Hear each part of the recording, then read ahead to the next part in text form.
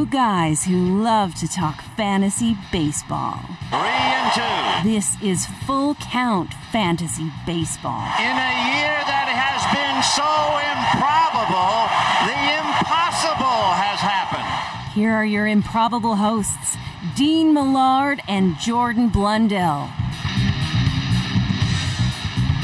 Presented by Ultimate Franchise Fantasy Sports.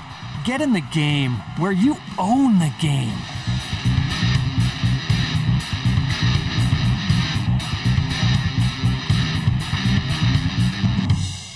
All right, here we are, episode 4, Full Count Fantasy Baseball, presented by Ultimate Franchise Fantasy Sports and broadcast proudly on the Ultimate Fantasy Sports Network. My good friend Jordan Blundell, the head coach of the Edmonton Prospects, and, of course, the AGM, and a full-time fantasy baseball guru, as I like to say. Even in the dugout, game on the line with the Prospects, you are thinking about your lineup the next day and that night, aren't you? Oh, definitely. We want to keep that a secret, Dino, but no, for sure. Fantasy baseball takes priority over all other business-related activities. And life in general, really. You know, first thing we do is we check the scores and the waiver wires. And you know what? Usually we're doing this show looking ahead to the games that are starting at 11 o'clock our time in the Mountain Time Zone, but we got some early games today. We got some doubleheader action going in Major League Baseball. So, as I always do, I have a question for you at the start of the show. This is a serious message. Peace and love. Peace and love. And we say this with all kinds of peace and love. So my question for you, we've got the early games. We got the Mets and the Rockies. They're in warm-up. Phillies and Marlins are warming up as well. Mets and Rockies will play a doubleheader. Jays and Yankees will play a doubleheader later today as well. We also have the Cubs and the Pirates this morning for us at 10:35 our time, 12:35 p.m. Eastern. So of the 6 teams in action this morning, which is the most surprising, good or bad, from a fantasy point of view? Like, which team are you looking at saying, the guys on this team are better than I expected, or maybe more fun to watch fantasy-wise? Of these 6 teams playing this morning, Jordan? Well, I'm going to hit on the Miami Marlins, Dino. I brought them up over the last couple of shows. They've got a couple of young guys in the offensive lineup that have the ability to kind of take off. You know, you got Brian Anderson, who unfortunately just went on the IL. Sorry, my bad. Old school there talking. Yeah. They've got young pitchers. The Rogers kid has been unreal so far. I think he's in the Cy Young early season talk in the National League. You've got a couple guys actually on the injured list for the Marlins. So, as far as a team with fantasy value, I see them as a team that is up and coming, and a team that you could use to help your fantasy team here going throughout the year as their young guys progress, mature, and get comfortable at the big league level. Meaning, their stats go up. The weird team in this mix is the New York Mets. They've got so many injuries, so many guys that just haven't been able to stay on the field, like Alonso and Conforto and the young outfield that they have, and Lindor. The fact and now Syndergaard, who they haven't had back, but had a setback in his Tommy John recovery. Mm-hmm. The Mets being 22-20, they've got a lot of talent that hasn't played a whole heck of a lot. So it's kind of funny how people have talked about the National League East, and for me, it's one of the best divisions in baseball. However, the teams' records are all right around 500, and I think that's an indication of how tight that division really is.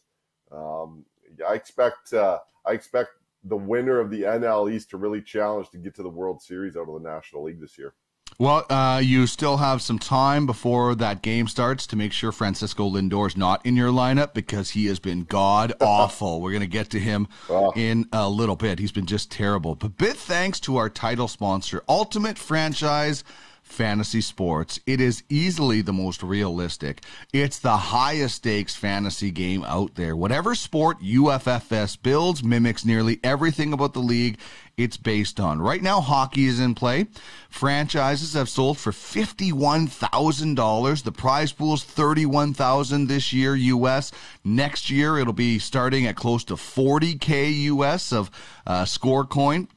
And yes, folks, baseball is on the way. The Ultimate Fantasy League Baseball is going to be the next best thing to owning an actual Major League Baseball team. And we're going to find a way to get the actual players involved in this, because they're going to be NFTs. And it's a chance to own a player NFT, as they're not just fantasy players. Get all the details, www.uffsports.com, and get in the game where you own the game. This is what we have as our starting lineup today. We're going to get to the headlines in Major League Baseball. We've kind of hinted at a few of them already with injuries and struggling guys. Jordan's going to tackle some of the best bullpens in Major League Baseball. I'm going to throw Baseball Thunderdome at him. That's where he chooses one player from the two that I'm giving him. It's National League outfielders this week. That's your hint. Waiver Wire wins is exactly how it sounds.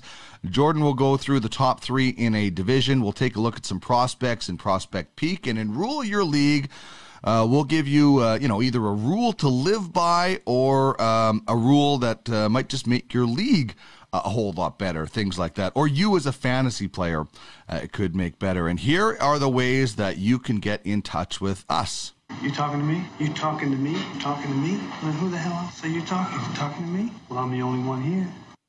All right, on Twitter, at Duck Millard, at Jordan Blundell 4. You can email us, fullcountfantasybaseball@gmail.com. You can get Ultimate Fantasy Sports Network at UFSN at UFFsports.com. And you can check out the websites fullcountfantasybaseball.ca and UFFsports.com is where you can get a hold of us. And you can get on to us right now on Twitter, at Duck Millard, at Jordan Blundell 4. I'll be monitoring any questions that people might have for us, comments, smart remarks. I'm sure there's a few people that have some of that going on out there. But anytime you want to get a hold of us, we're right there on Twitter, and we're checking the Twitter handles during the show. Okay, my man, let's get to headlines right now. And I could have used Marcell Ozuna here. I could have used Noah Syndergaard. I chose Bryce Harper because he's the latest big star that keeps falling. He of the Phillies now on the shelf, a bruised left forearm.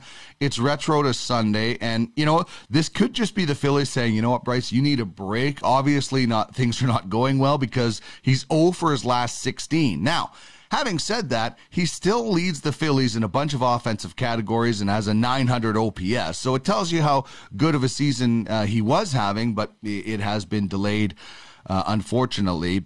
And as I said, Marcell Ozuna, he's out 6 weeks with a finger injury. Noah Syndergaard, as we talked about, of the Mets, setback in his return. So the story of this year is no hitters and no stars, because guys are constantly being banged up, and it's unfortunate. Not unfortunate, Fernando Tatis Jr., an RBI machine lately.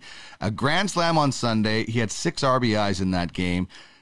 In the last 7, he has 13. Now, he only has 28 on the year because he's down about 60 at-bats due to injuries, but in any kind of a points league, he's got to be a points-per-game beauty right now. And then his teammate, Mr. Musgrove, almost unhittable again. In 2 starts, he had a win, a quality start, 0 earned runs, 17 Ks, and 11 2/3.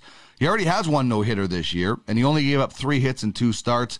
He would have went longer on Tuesday, but ran up the pitch count in the 5th. They took him out, so he gets a no decision. But 76 Ks has him tied for 7th in the league, and an ERA below 2.30, a whip sub 0.85. So Musgrove has been the kind of the great story of that pitching staff. We talked about Blake Snell last week. Musgrove is kind of picking up the slack. And somebody's got to pick up the slack for Francisco Lindor, struggling mightily under the weight of that contract. His signing bonus makes him making over $43 million this year. 10-year, $341 million deal signed on the night of the season.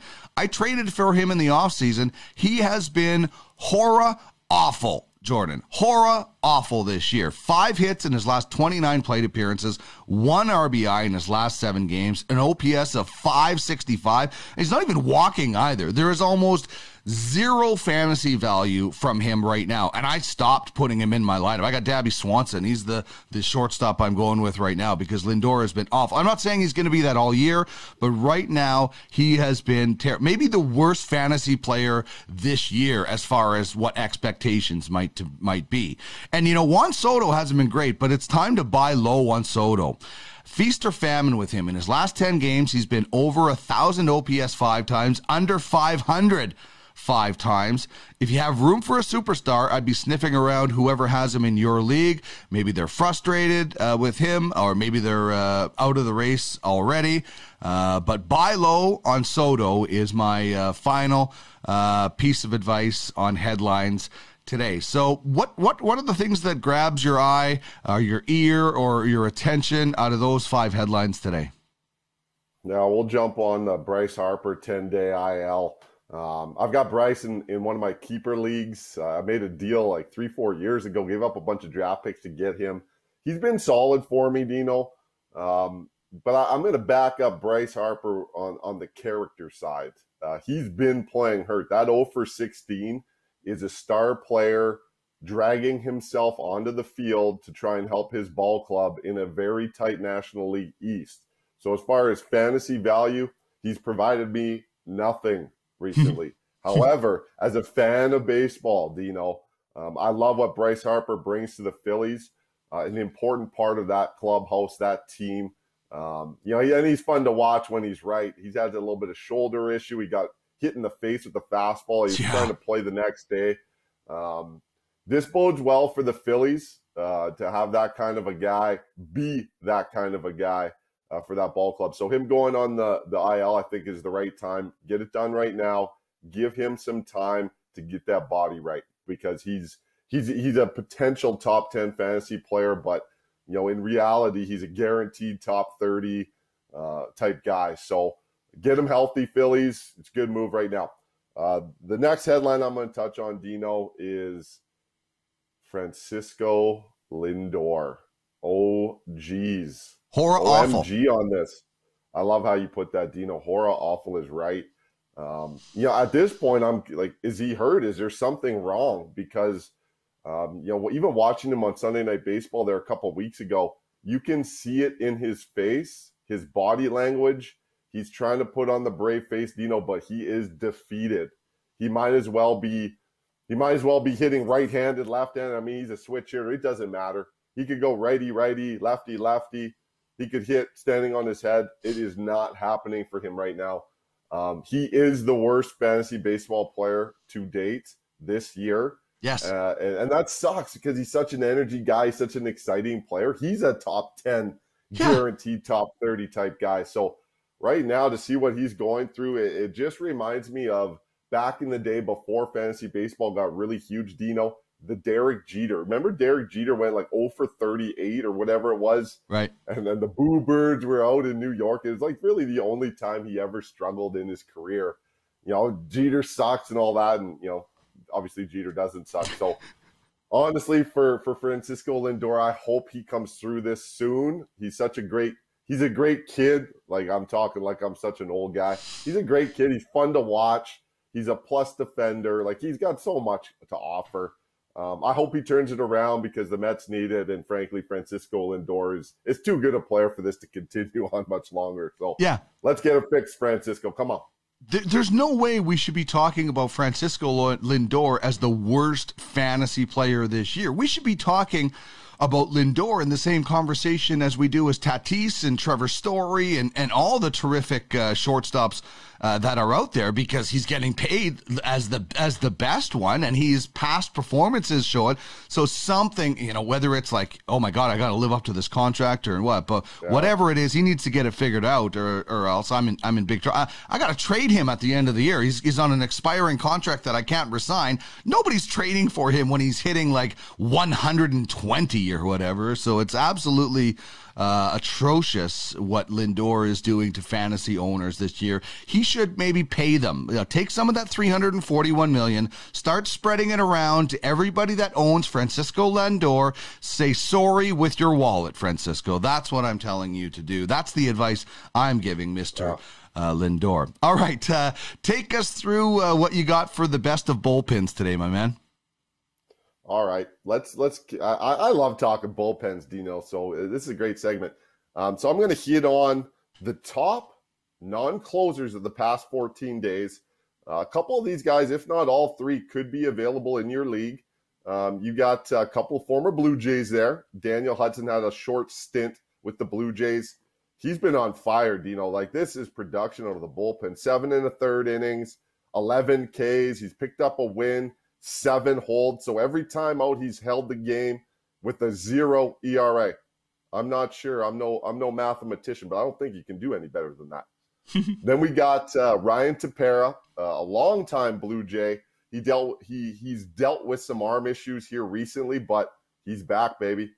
With the Cubs took him. He is rolling. 8 innings pitched, 12 Ks, 4 holds, again a 0 ERA and a .14 WHIP. So, nobody's getting on base in 8 innings. One guy's got on base. So that slider must be really devastating right now with a fastball command. And he's been available in a couple of the leagues that I'm tracking. So both Hudson and Tapara could be a pickup. And then we've got a guy that I've had this year, and actually, full disclosure, I've picked up Daniel Hudson in one of my leagues, and he's still rolling. TJ Antone. TJ Antone is a guy that is a potential big strikeout guy.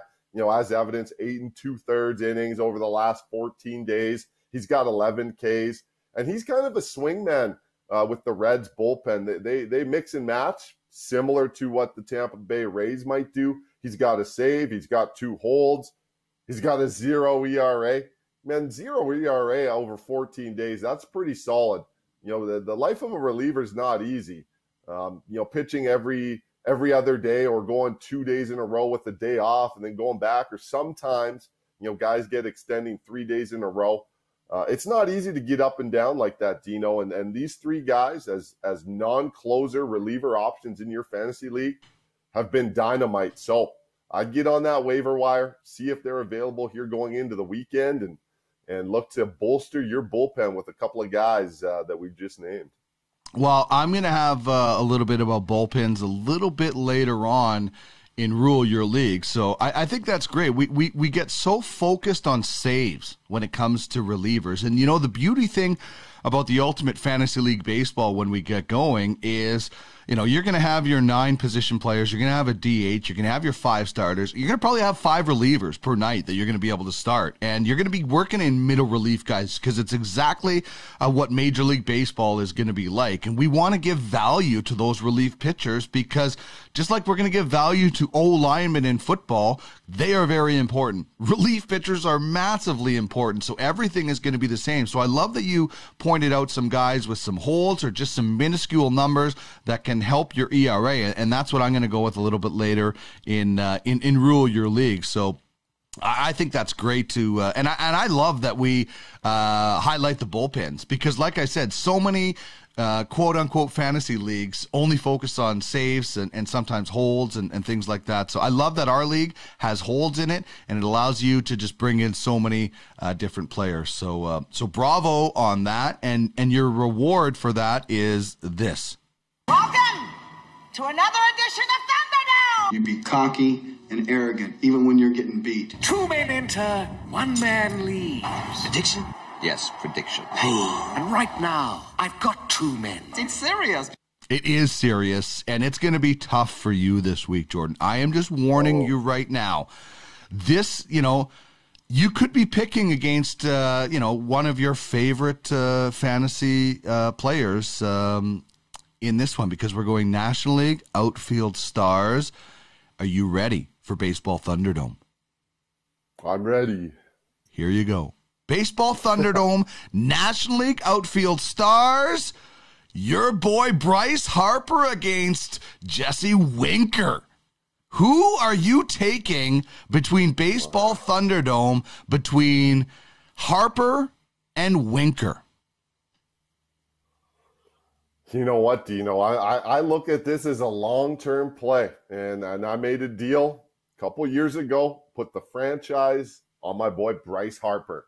I go Bryce Harper here, Dino, and it's tough to do at the current moment because of what Winker's doing, and Winker's kind of flirted with these kind of numbers over the last year and a half, 2 years.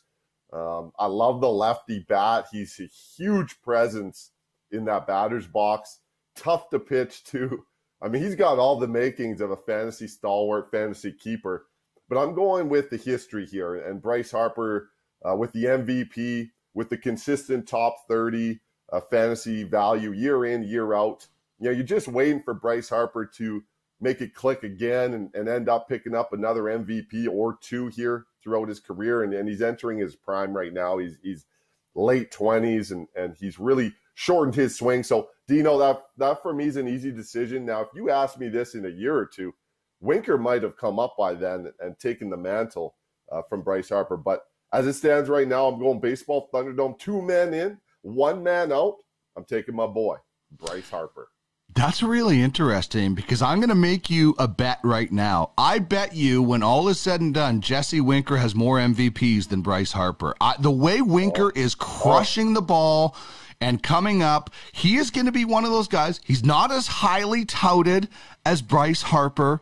He is, not the first overall pick like Bryce Harper. He doesn't have the pedigree and the sort of the big, massive stats. He was a first-round pick, but I'm saying Winker is going to end up with more MVP awards, and he hasn't even been nominated for anything.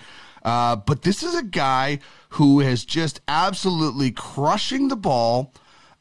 He has never had like a 90 RBI season. He has, never had the gaudy home run numbers, but it is coming.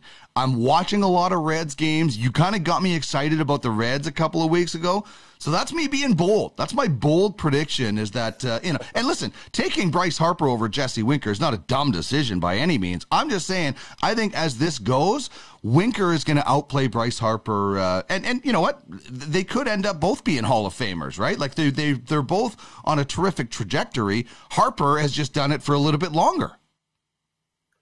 Well, I think a little bit longer, being like 6, 7, 8 years longer, is quite significant, Dino, here. I can't believe you're saying Winker's going to end up with more MVPs than the guy that's already got one. He's only got one. It's not like this is Gretzky we're talking about. He has one MVP, and frankly, he should have way more MVPs. Bryce Harper, honestly, I think has underperformed for the amount of hype that he had. And listen, the hype isn't his fault, but when you are a number one pick, it's the same thing in hockey. Mark Scheifele has outperformed Ryan Nugent-Hopkins, and Ryan Nugent-Hopkins went first overall. I think as the years go by, Winker's going to have more MVPs. It's not going to be terribly hard. Harper only has one. It's not like he has 7. Well, he's got to get one first to have more than Bryce Harper. Maybe he'll get it this year. You don't think Jesse Winker could be the MVP this year the way he's playing? Yeah, you know what? He's in the mix, man, and Harper's been banged up, so it's going to be tough for him to get into that consideration if he doesn't play enough games. So by the end of this year, Dino, you might be onto something. He might be tied. He might be tied at 1. And if you're not first, you're last, right? So we'll see. They'll be tied for first. Yeah. All right. Well, it'll be a good thing to watch for the rest of their careers, and particularly this year as well. So that's Baseball Thunderdome. Winker versus Harper, and Jordan going with his boy Bryce Harper. Fantasy or Full Count Fantasy Baseball is part of the Ultimate Fantasy Sports Network, your one-stop fantasy sports shop.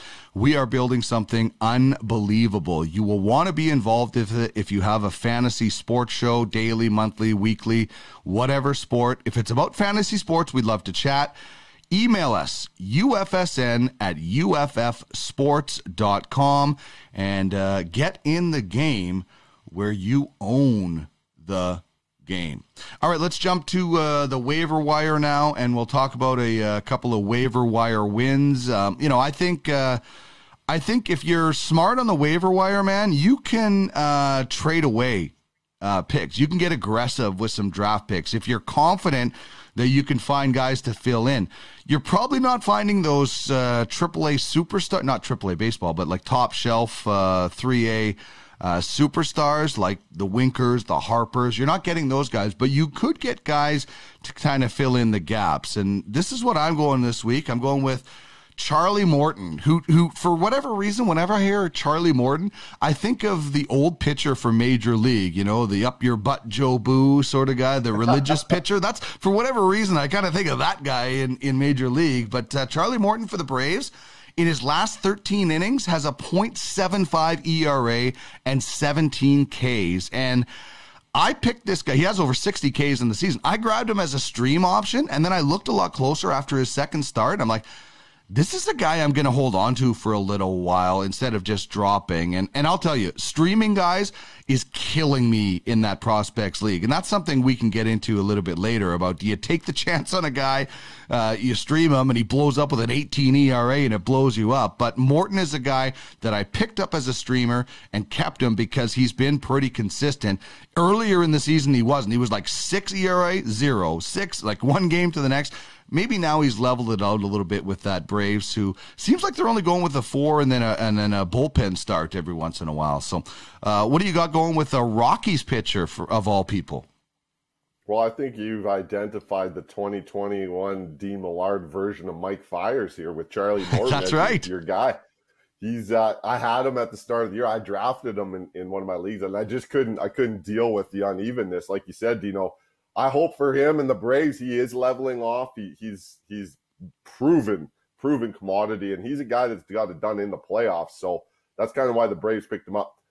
I'm going with Austin Gomer, and going out on a limb here with picking up a Colorado Rockies pitcher. I know it sounds crazy. I've had Marquez in the past, and he's done well, but it's Colorado, and you just never know when that's going to blow up in your face as a fantasy owner. I generally steer clear of Rocky's arms, man, but this kid's been going well, man, and you know, I dove into his minor league stats, and he put up really solid numbers in the St. Louis Cardinals system, which is known for developing arms. So the Rockies were able to get a guy from a program that does a real good job with their young pitchers. Gomer's had a good run here over the last little bit, 21 Ks in the last 19 in the third inning pitch, 1.4 ERA. He's pounding the zone. He's been generally about a 2.5 K to walk ratio. If he spikes that up any higher, Dino, he is definitely a guy that needs to be taken seriously. The walks to strikeouts is a key indicator of command, a key indicator of getting it done. And he's always flirted in that 2.5 to 2.8 range in the minor leagues. And he's right around that now in the major leagues. So this could be a coming out party for Austin Gomer. You know, I'd like to pick up guys, hopefully before their hot streak runs out. And right now he's on a heater. So he's a guy to look for, maybe get some strikeouts and some solid innings in your fantasy league pitching staff. Your former player, as you mentioned, Vasquez, is on the mound for the Rockies, and you know, I think you could get a Rockies pitcher, and you could always spot him in when he's on the road too, right? If you really are scared about the stadium and the altitude, but Vasquez is on the hill, and just your daily Francisco Lindor update, first inning grounds into a double play. So thanks for coming out again, Francisco. I guess we'll be doubling that payment that you're giving out to fantasy owners and GMs that had faith in you, Francisco. The faith is dropping. We gotta just quickly shout out to a previous episode when we pumped Alex Manoah's tires. Yeah, it's happened. He's called up. He's pitching for the Jays today. If he's available, which he's not in the leagues I'm in, if he's available, he's a guy I highly recommend you get because he's up now. Yeah. So shout out to that kid. He's not available in the one league I'm in. We have a 6 spot minor league system. So most of those guys, although a couple of guys I found lately, but Manoah will be available in a bunch of leagues for sure. All right, what do you got going as for top 3 in the divisions this week? You know what? I'm going outside of the division and just hitting up top 3 first base eligible players. And this is an ode to getting some Vladimir Guerrero Jr. on the show, my man. He is the #1 fantasy player in baseball right now. And the reason I went first base is because there's some new names at this position. And typically, I mean, you got to have production at the first base position, or you're not going to get it done in your fantasy league. I mean, this is guaranteed numbers. First base, you've got to produce. And generally, man, the teams that are going to win their fantasy leagues have big-time production out of this position. So we'll hit on Vladimir Guerrero Jr., who's been on fuego, dropping bombs left and right, and massive distance bombs. 16 home runs, 41 RBIs, 38 runs, a 1.121 OPS. Dino, these are Barry Bonds type numbers right now. Anything above 800, like we talked about last week, is you're a major league player. And Vladimir Guerrero Jr. at 1100 OPS is silly. That is truly video game numbers. And he's a new name at the first base eligible position. Started his career as a third baseman. He's the man. He's the man at first base now. Now we'll move on to Jared Walsh of the Anaheim, or the Los Angeles Angels of Anaheim. Jared Walsh is the reason why Albert Pujols is no longer an Angel. This kid has been dynamite for the Angels in the middle of that lineup. 11 home runs, 37 RBIs. Production is great, massive production. 22 runs. Probably means he needs someone hitting behind him to drive him in a little bit more. And he's carrying 1,000 OPS. This kid's swing. He hit a walk-off home run early in the season. I was watching the game. I was jacked because I've got him on one of my fantasy teams. I've actually got Vlad on one team and Walsh on another team.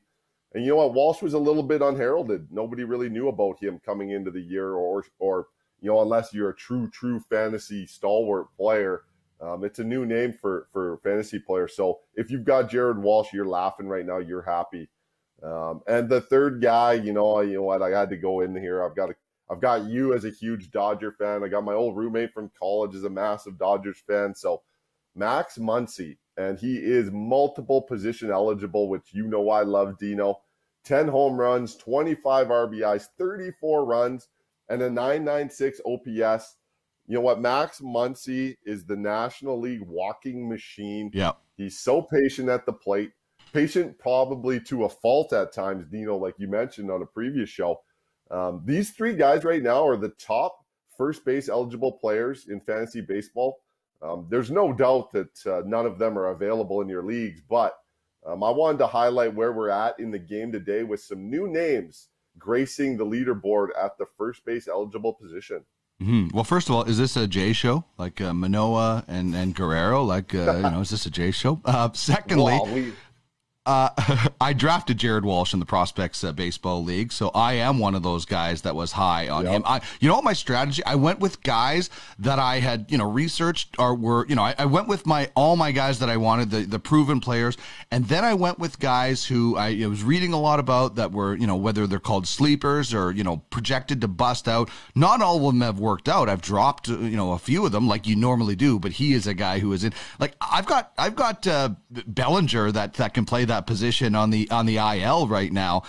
Bellinger is going to be an outfielder when he comes back on this team because Walsh is playing so great. And then Max Muncie, first, second, and third base in one of my leagues. Like that is so great. And it kind of it reminds me a little bit of when we used to watch Barry Bonds in the fact that they just pitched around Barry Bonds because they didn't want to give him anything to hit. But Muncie is just so smart and patient at the plate. He just lets all those. They're not pitching to him like they did Barry Bonds.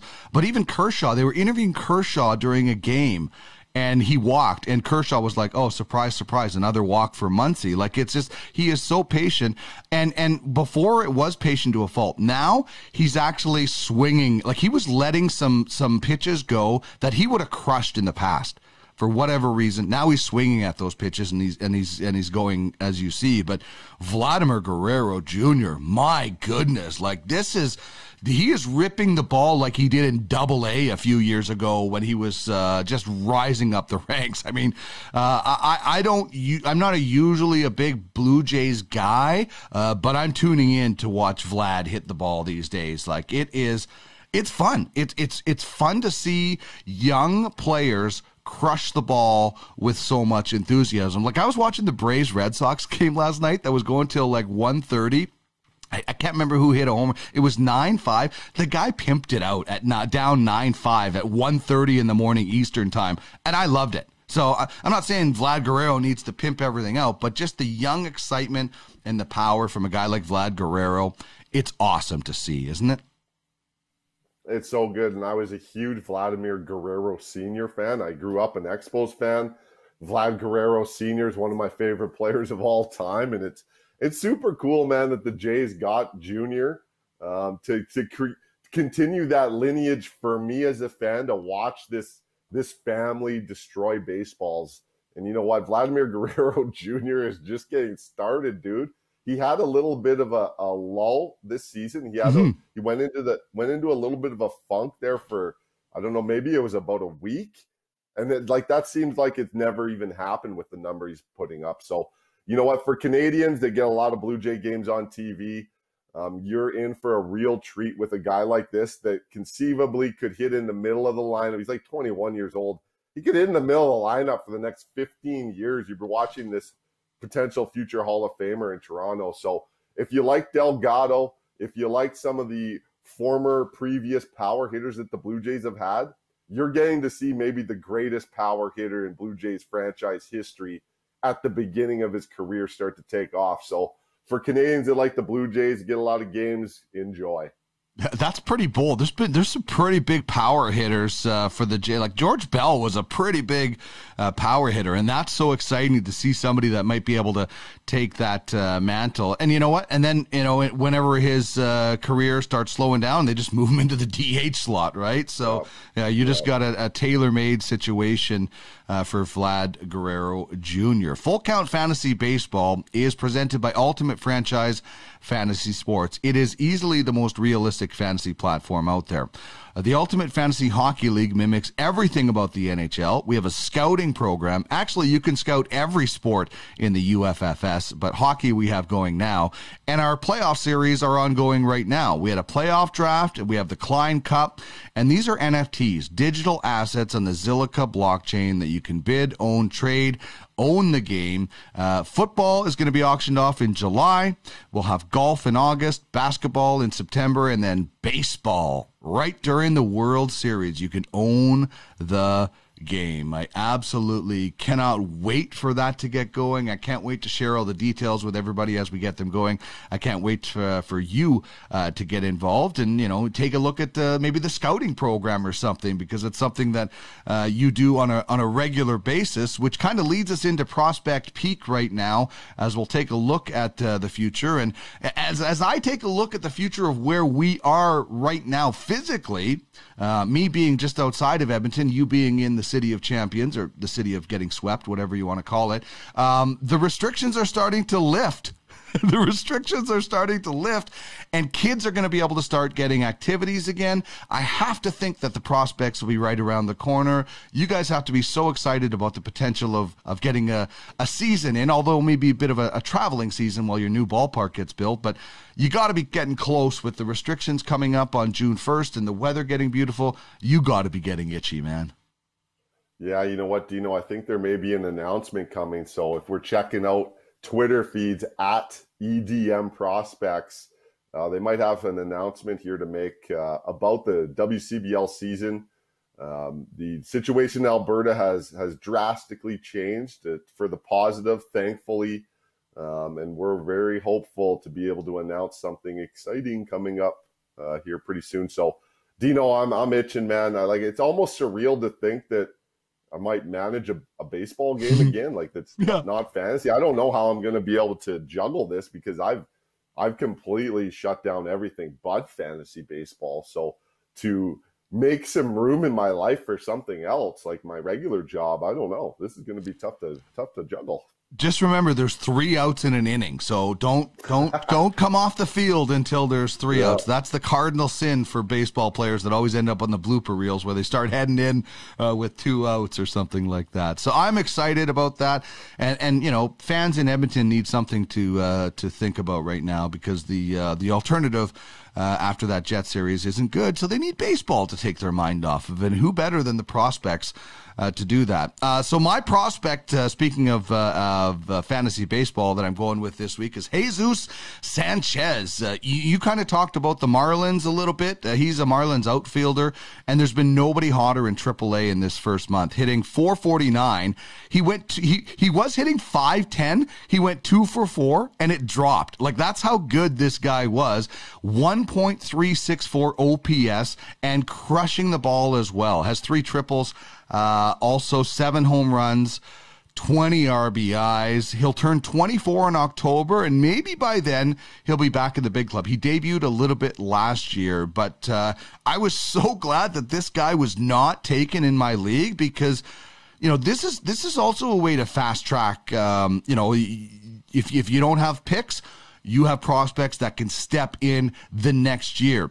Baseball's tricky sometimes. A guy gets drafted, he goes back into the draft, sort of thing, or, you draft a guy and you're waiting 3 or 4 years. If you can latch onto those guys in free agency or however a trade and predict that a guy is going to be in that starting lineup next year, well, that's just as good as a draft pick, in my opinion. So, tell me about the Tampa Rays, who seem to be a prospect factory, do they not? You know what, Dino? It would just be perfect synergy for the Tampa Bay Rays to turn into the Montreal Expos for me because they're the new age Expos. The Expos used to just absolutely develop these unbelievable players that they would then farm out to the rest of the big league. So let's hit on Vidal Bruijan, the Tampa Bay Rays, in my opinion, top prospect. Now, that's with the caveat because we all know about Wander Franco, who's 19, who's not far away from getting the call up. But in my opinion, Vidal Bruijan, being 21, he's a little bit older. He's done it a little bit longer. Wander Franco is coming. He's going to be legit. But I think this Vidal Brouhan is the first play for the Tampa Bay Rays. I think he's going to be their first call-up. He's been crushing the ball like Jesus Sanchez out of the Marlins system. Vidal Brouhan has started off the minor league season, going a whole hum, 1,065 OPS. He's hitting .333 with the .412 on base. He's slugging .653. He's got 7 home runs in 18 games, Dino. He's got 20 RBIs. He's got 8 stolen bases, and he's very close in walks. He's got 10 walks and 14 strikeouts. So he's showing discipline at the plate. He's a power speed combo guy in the middle of your lineup to be able to put a guy in fantasy baseball to have that double designation, second base, shortstop, who's got power and speed. In my opinion, Vidal Brouhan might be a midseason game changer. I've listed him in one of my fantasy leagues as an NA player. We're allowed to hold on to an NA player in a certain position designation. I'm waiting for Vidal Brouhan's call-up because I think once they bring him up, he's there to stay. Tampa Bay likes to switch guys in and out of the lineup, but right now Mike Brosseau, his OPS is about .565, so he's maybe one notch ahead of Francisco Lindor right now. They could use some help in the infield. They've got 2 guys with Wander Franco and Vidal Brouhan, but I think Vidal Brouhan's the first call-up. I'm looking forward to it because I've got him stashed in one of my leagues. Well, there you go. That's how you win long-term in fantasy sports, is by stockpiling those guys, and then when they're ready to go, you can, they don't always have to be in your lineup. You could use those guys in a trade and get somebody who's even more farther ahead. It all depends on kind of where your situation is, but always important to sort of have those guys waiting in the wings, so to speak. Smokey, this is not Nam. This is bowling. There are rules. I don't think it taints it. What you talking about, mister? You're crazy. I like you, but you're crazy. All right, so in Rule Your League, what we want to do is tell you about some of the rules that we have in some of our leagues, or kind of a rule for you as a manager to kind of live by. As some things that I do. So in one of my leagues, in our league, in the Prospects Baseball League, I'm living on relievers. Like I usually start, 2 starters, maybe 3, depending on how many I go. And then I'm rolling out like, what do we got here? What extra? We've got 2 reliever spots, and then we've got 4 other. I'm usually rolling out like 4 to 6 relievers in a game. And the reason I look at that is, for the most part, I've got some closers and some earlier guys.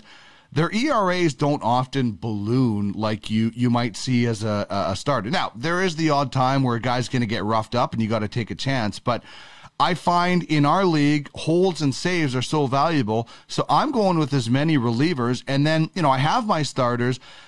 And I've got to stop doing this. I just did it while we were talking. I streamed another pitcher today. I picked up Matthew Boyd for the Tigers.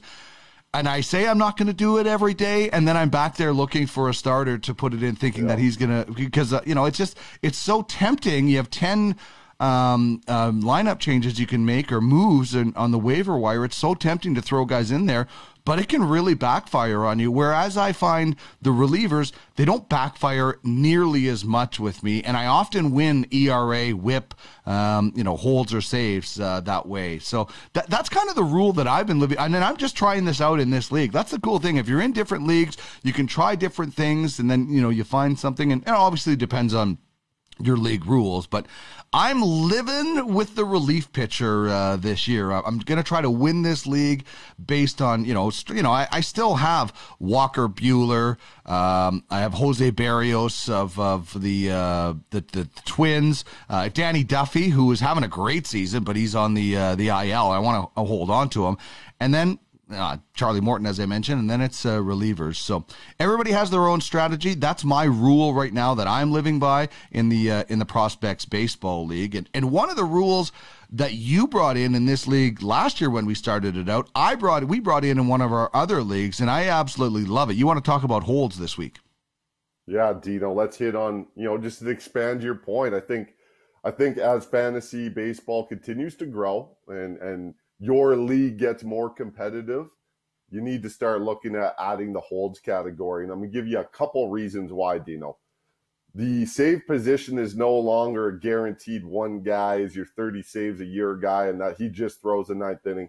That strategy is almost the way of the dodo birds. There's very few teams employing that. We've got our closer solidified strategy. So now all these relievers are being mixed and matched. And the save category is more of a kind of a lottery ticket for your fantasy. Like you may not know if your guy's going to get a save or not. So the way to combat that in your league is to have holds as a category. And as holds develop, you know what you're going to find, Dino, and here's the underlying bonus of that is there's a whole bunch of wins that are picked up in the bullpen nowadays. And the win category for a starting pitcher hasn't been relevant for probably 10, 15 years. It used to be you get 20 wins. It was like, yeah, your money. Now, if you pick up 10 wins, but you have a bunch of quality innings, that's just as valuable as if you had a 20-win season because of the way pitchers are being used, the strategy behind that. So moving forward, I think all leagues, you should consider if you're a serious fantasy baseball league in adding holds as a category in your league. For the reasons I just mentioned. And then, you know what, Dino, it brings in a whole new set of strategy with the waiver wire and how many guys you're picking up and when you're looking to pick guys up. And we touched on best relievers. I mean, we talk about it all the time and for good reason. The games are won and lost between the 5th and 8th inning. Every night, pretty much every night, every game, it's decided in the bullpen. So the value as a whole is in the holds.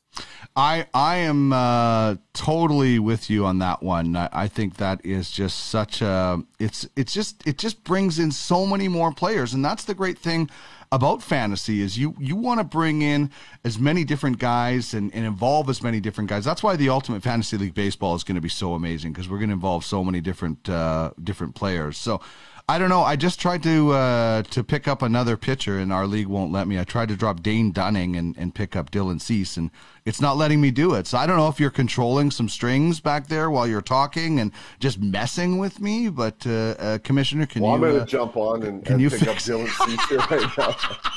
I knew it. I shouldn't have said it. I should have said it was Mike Fiers. Then you would have went after him for sure, right? So, all right, that's going to wrap things up for us for another episode. This has just been absolutely so much fun. I love talking fantasy baseball.